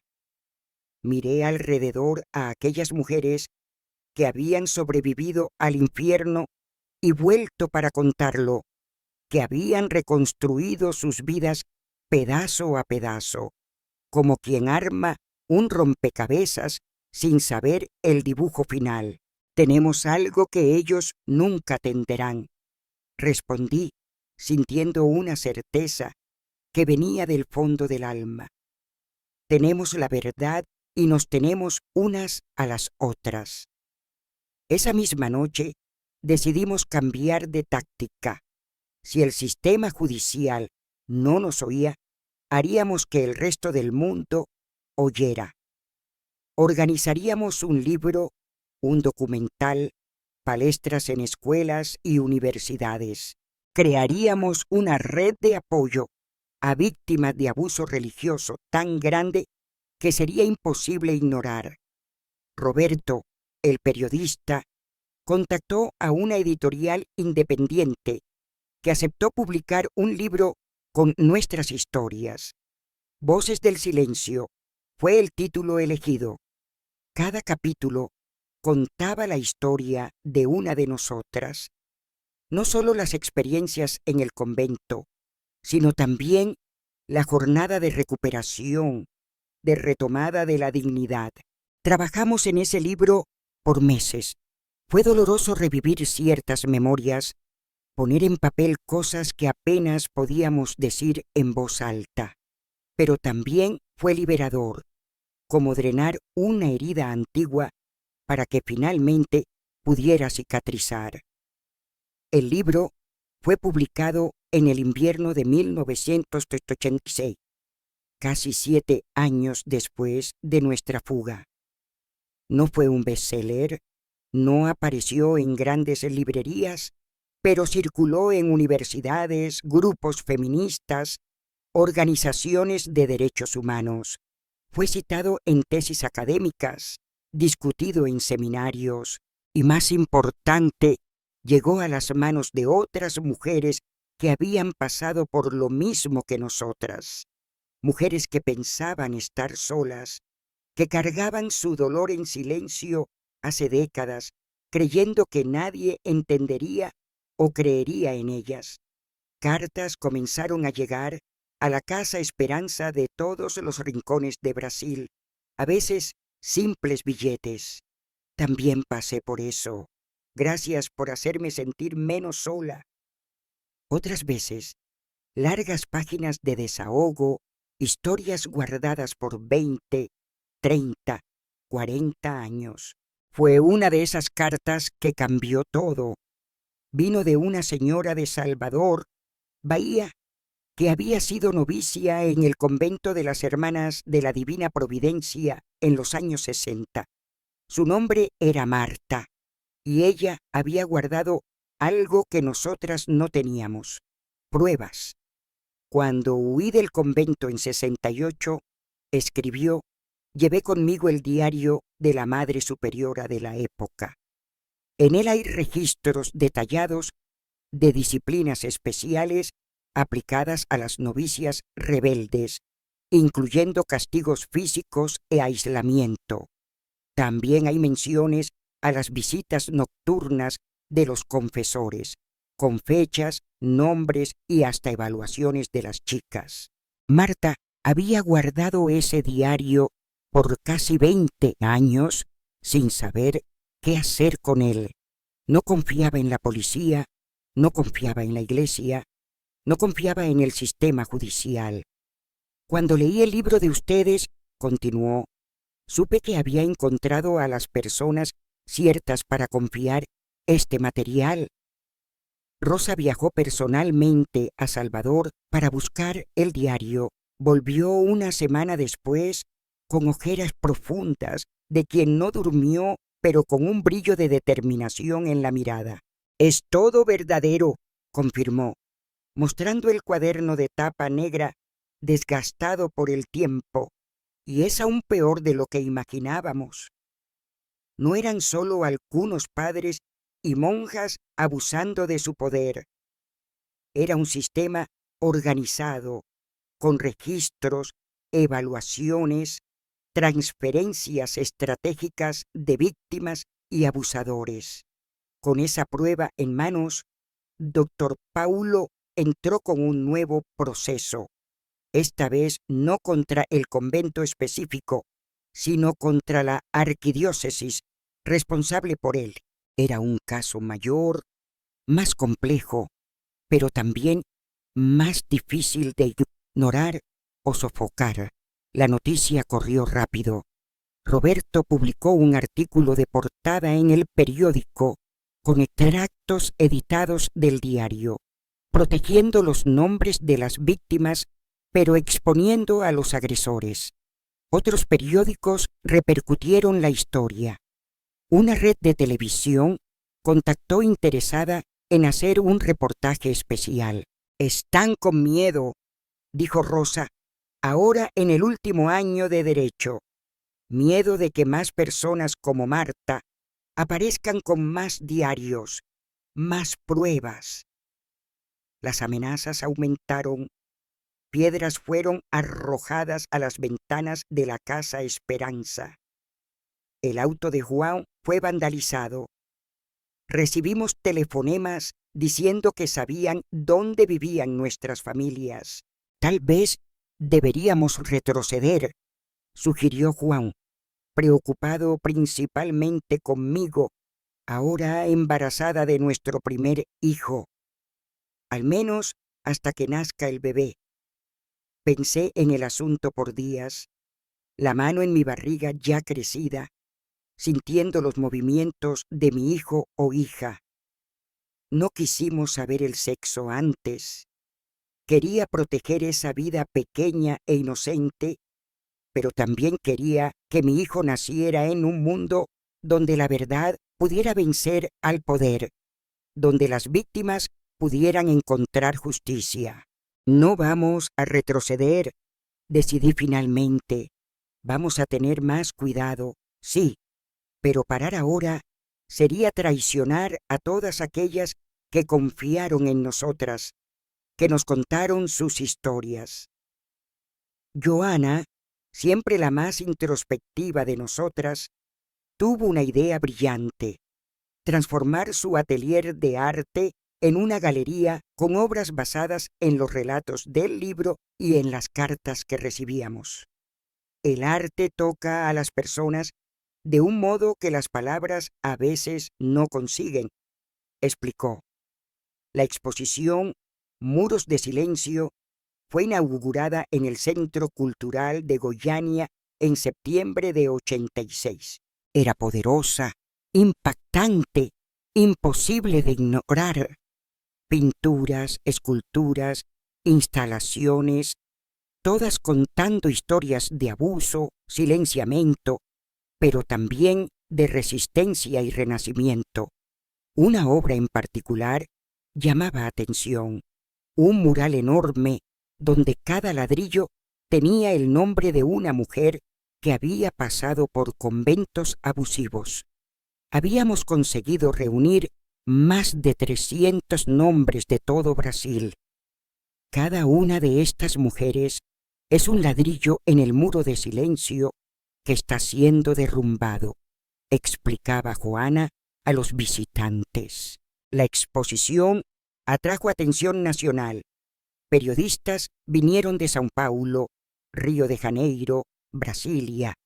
Políticos progresistas manifestaron apoyo. Organizaciones de derechos humanos ofrecieron ayuda legal. Y finalmente, cuando la presión se volvió demasiado grande para ignorar, la Iglesia Católica emitió un comunicado oficial. Una comisión sería formada para investigar las denuncias contra el convento de las Hermanas de la Divina Providencia y otros similares. No confío en ellos investigándose a sí mismos, resopló Rosa. Es como pedir al lobo que investigue la desaparición de las ovejas. Ella tenía razón de desconfiar. La comisión, formada principalmente por clérigos conservadores, produjo un informe que admitía posibles excesos en casos aislados, pero negaba cualquier problema sistémico. Las principales acusaciones fueron rechazadas como exageros o malentendidos. Era de esperar, suspiró doctor Paulo. Pero no desanimen, el proceso judicial continúa y ahora tenemos la opinión pública de nuestro lado. Mi hijo nació en enero de 87, en una noche caliente de verano. Un niño saludable, de pulmones fuertes, que anunció su llegada al mundo con un llanto potente que ecoó por la maternidad. Él ya sabe hacerse oír, bromeó Juan con lágrimas en los ojos mientras sostenía a nuestro hijo por primera vez. Lo llamamos Pedro, que significa roca, porque nació de la unión de personas que habían aprendido a ser fuertes como rocas, a resistir las tormentas de la vida sin romperse. La maternidad trajo una nueva dimensión a mi vida. Había ahora una urgencia aún mayor en nuestra lucha. No era solo por nuestro pasado, sino por su futuro, por el mundo donde él crecería. En los meses que siguieron, entre mamadas y cambios de pañales, continué involucrada en el caso. La Casa Esperanza ahora tenía 16 moradoras fijas y ofrecía apoyo a más de 50 mujeres en situación de vulnerabilidad. Rosa, graduada en Derecho, había montado un pequeño despacho especializado en defender víctimas de abuso religioso e institucional.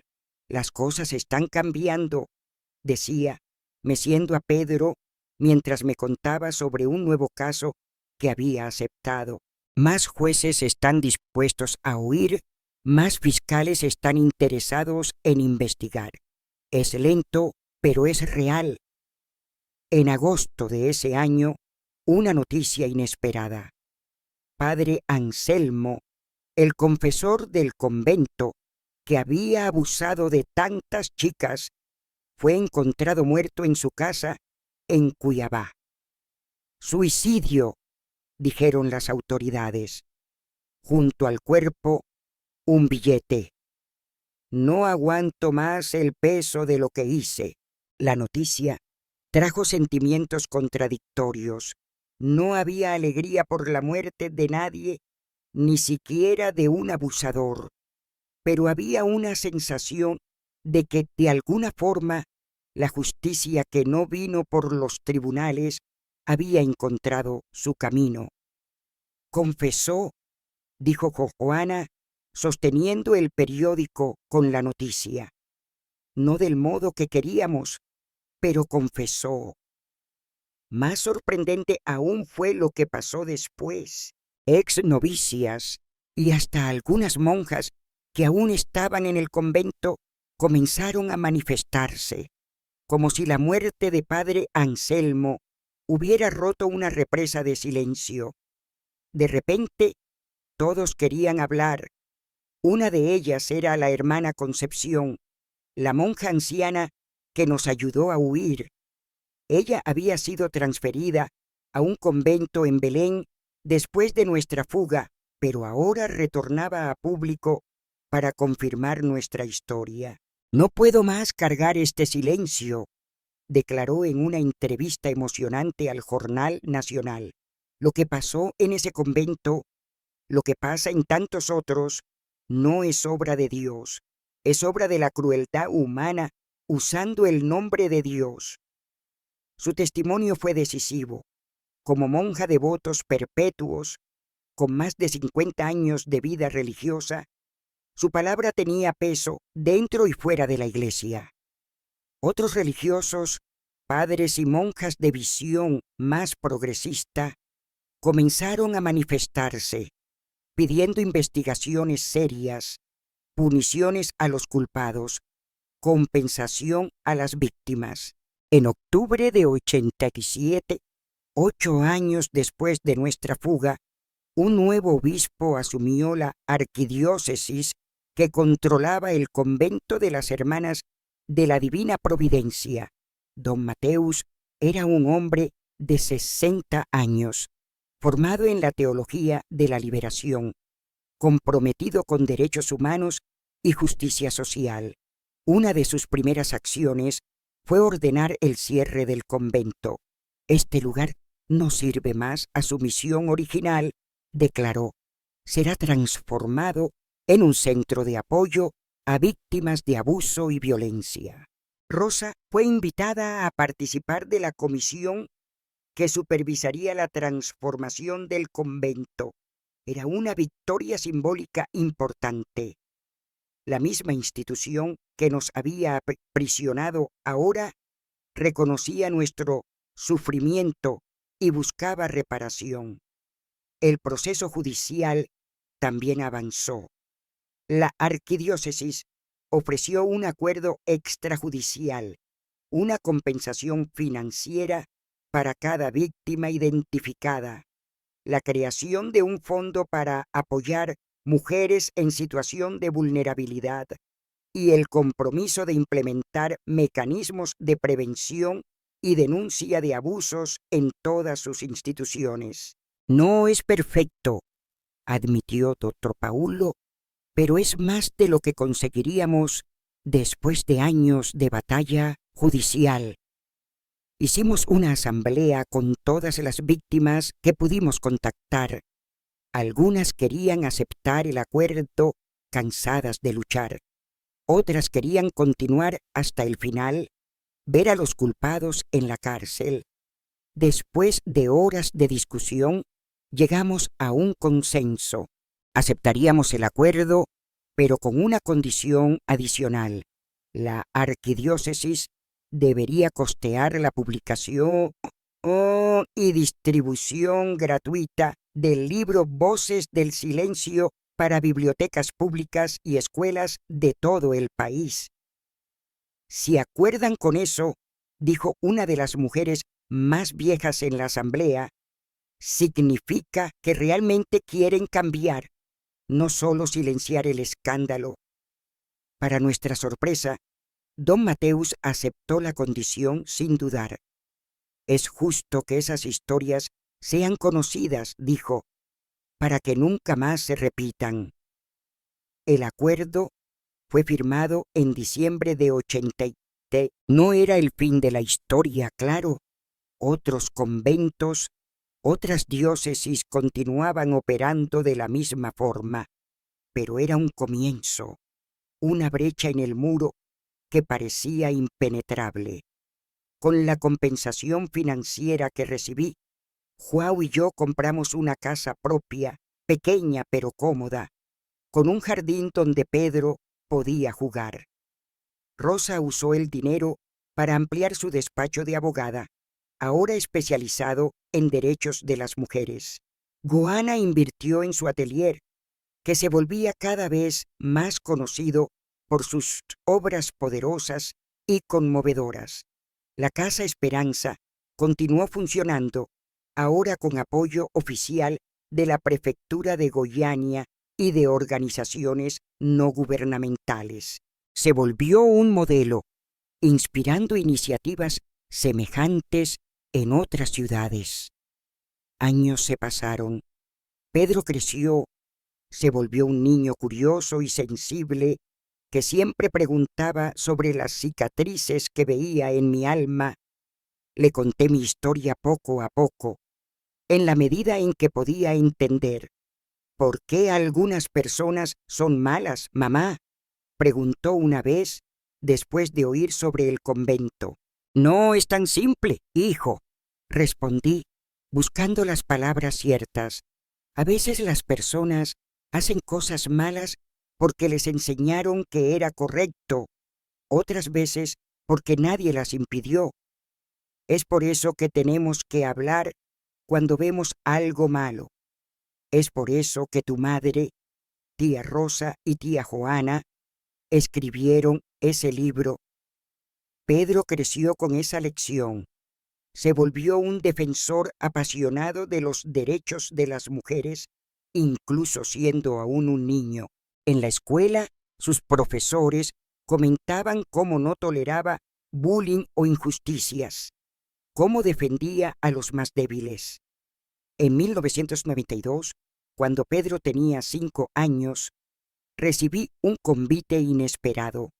La Universidad Federal de Goiás quería que diera una palestra sobre mi experiencia como parte de un simposio sobre abuso religioso en Brasil.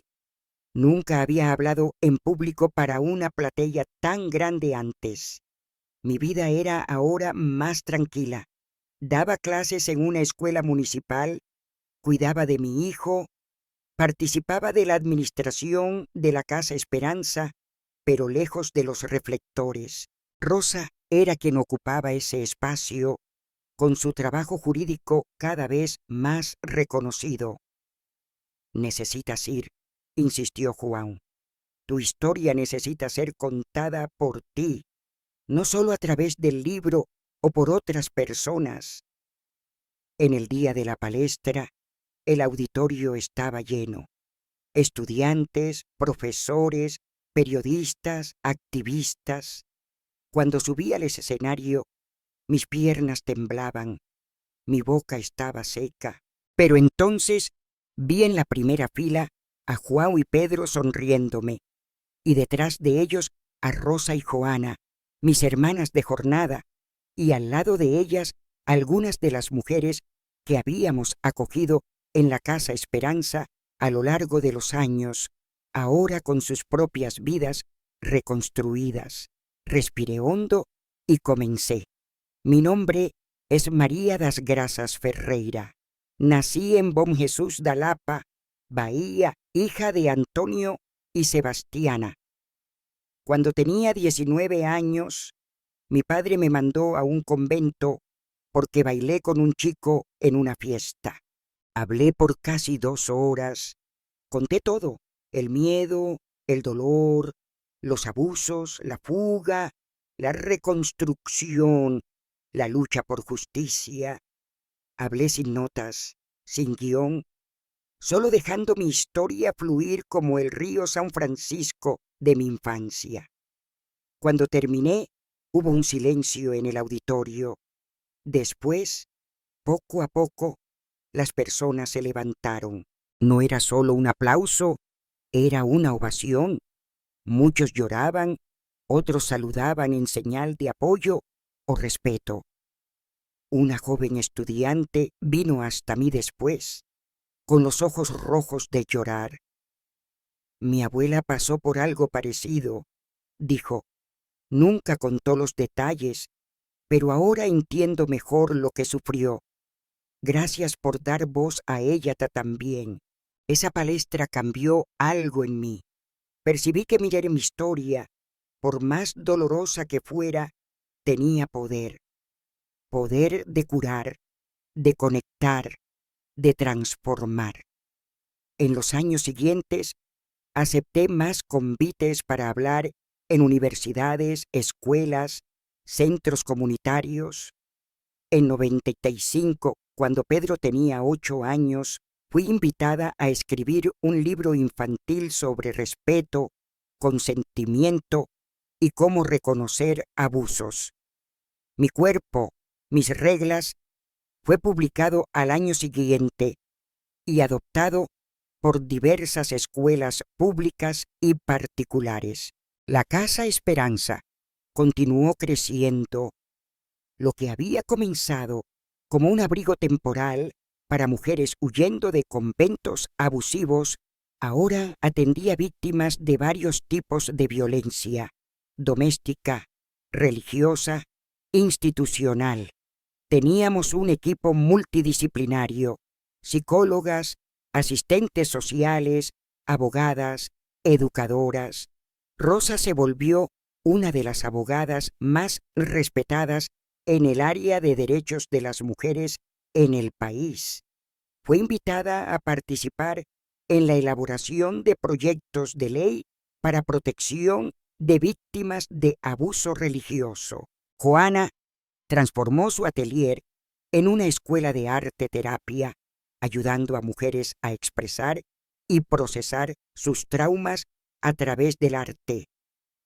Y yo continué siendo maestra, madre, esposa y guardiana de una historia que aún necesitaba ser contada y recontada para que no fuera olvidada, para que no se repitiera. En 2005, 26 años después de nuestra fuga del convento, fui invitada a volver a São Félix do Araguaia. El antiguo convento de las Hermanas de la Divina Providencia ahora era realmente un centro de apoyo a mujeres en situación de vulnerabilidad, con el nombre de Centro Hermana Concepción, un homenaje a la monja que nos había ayudado a huir y que había fallecido años antes.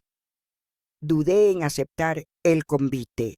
La idea de volver a ese lugar traía de vuelta pesadillas antiguas, pero por otro lado, quizás fuera una forma de cerrar un ciclo, de hacer las paces con un pasado que, quisiera o no, era parte de quien me había vuelto. «Voy contigo», dijo Juan, «siempre mi puerto seguro». «Yo también», dijo Pedro, ahora un joven de 18 años, alto y fuerte como el padre, pero con mis ojos curiosos y cuestionadores. El viaje de vuelta a São Félix do Araguaia fue una jornada en el tiempo. La ciudad había cambiado, crecido, modernizado, pero algunas cosas permanecían. El río Araguaia aún serpenteaba majestuoso. Los hipés aún florecían magníficos. La tierra roja aún teñía las calles sin pavimento. El antiguo convento, sin embargo, estaba irreconocible. Los muros altos habían sido derrumbados, sustituidos por una cerca baja y un portón siempre abierto. El jardín, antes austero y formal, ahora explotaba en colores y vida. La capilla sombría había sido transformada en una biblioteca comunitaria.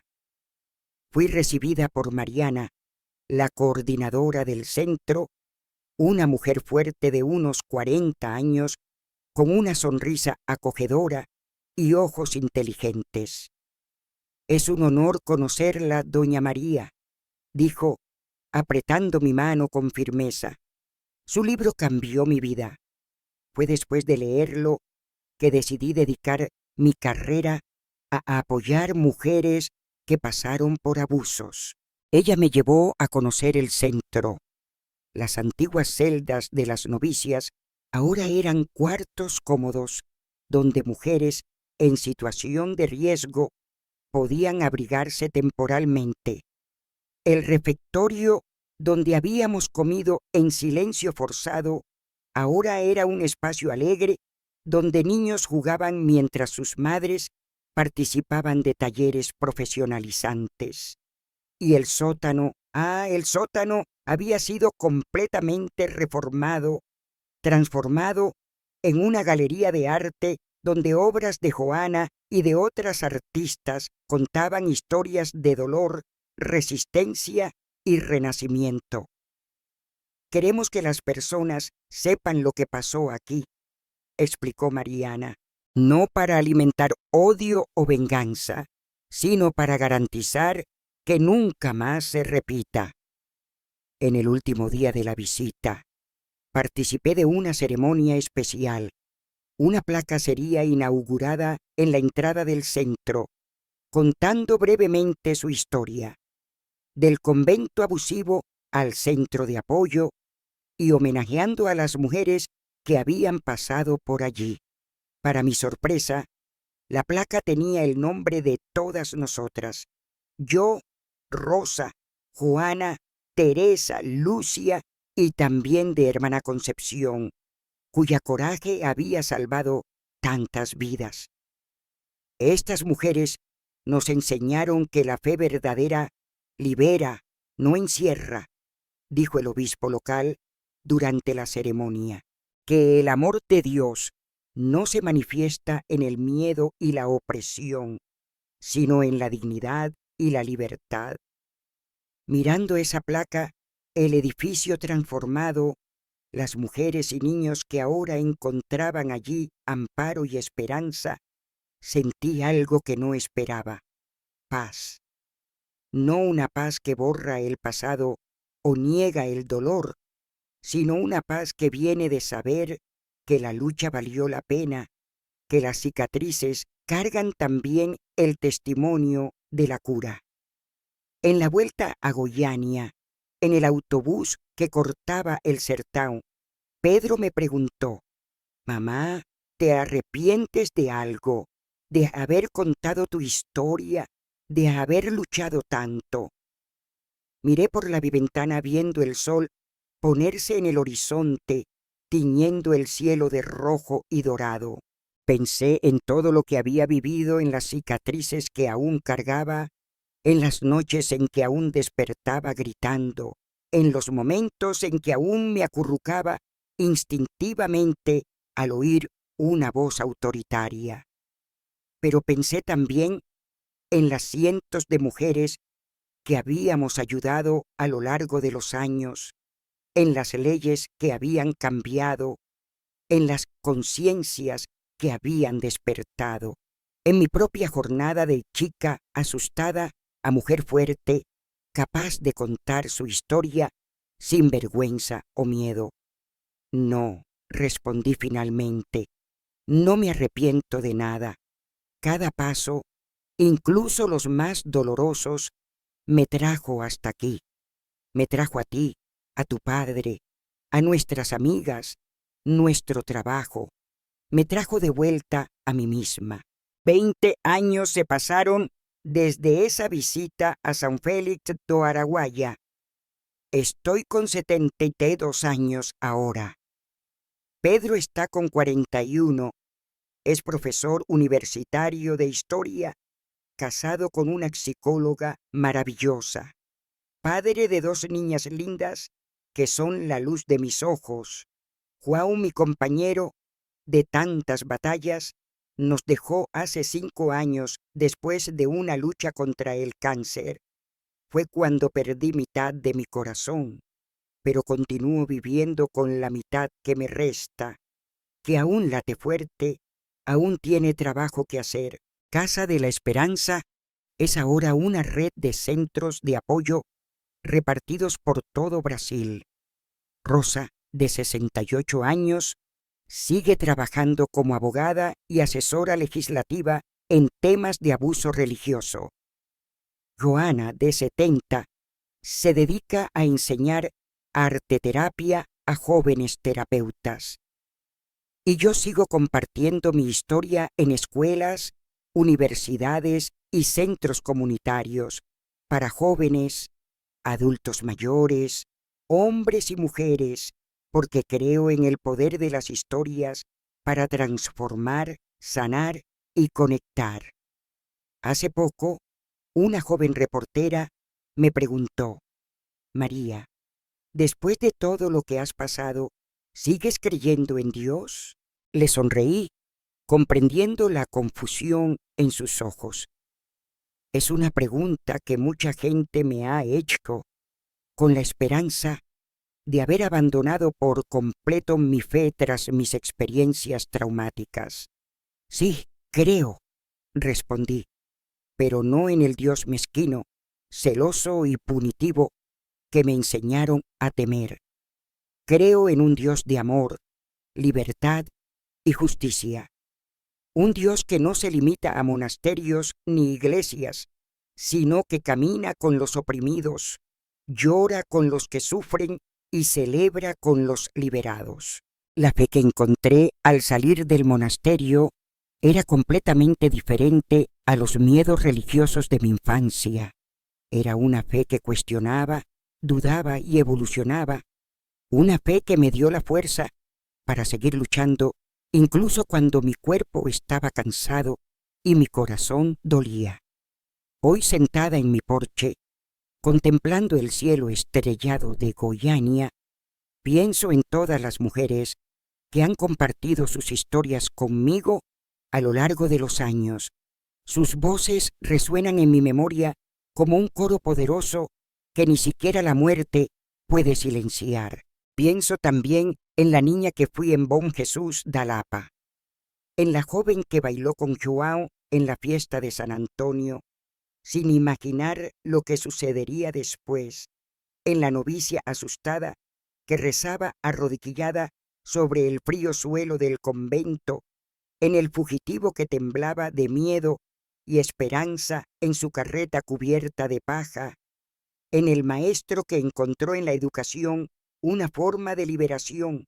Todos ellos viven en mí, me hacen quien soy hoy. Sus cicatrices son mis insignias de honor, testigos de una lucha que no elegí, pero que aprendí a librar con dignidad. Esta es mi historia, una historia de dolor, sí, pero también de coraje, amistad, amor y renacimiento. Una historia que se sigue escribiendo cada día, a través de las vidas que tocamos, los cambios que hacemos, los recuerdos que guardamos. Como dice el viejo dicho del campo, quien cuenta la historia, gana. Espero que mi historia, contada una y otra vez, crezca no en fantasía, sino en fuerza y verdad, que inspire a otros a romper su silencio, a encontrar su propia voz, porque de eso, al fin y al cabo, se trata nuestro camino en esta tierra. Encontrar nuestra voz auténtica y usarla para hacer este camino un poco más fácil para quienes nos suceden. Si estás escuchando esta historia, donde quiera que estés, recuerda que tu voz también importa. Tu historia merece ser contada. Tu silencio merece ser roto. Soy María das Graças Ferreira, de Bom Jesús da Lapa, Bahía. Y esta es la historia de cómo encontré, a través de mucho sufrimiento, una fe que no es restrictiva, sino liberadora. Y tú, donde quiera que estés escuchando mi historia, por favor, compártela en los comentarios. Tu voz también es parte de este viaje de sanación y transformación. Gracias a todos y cada uno de los que se tomaron el tiempo de ver este video. Tu apoyo es la mayor motivación para que sigamos creando. Suscríbete a nuestro canal para compartir más historias significativas con nosotros.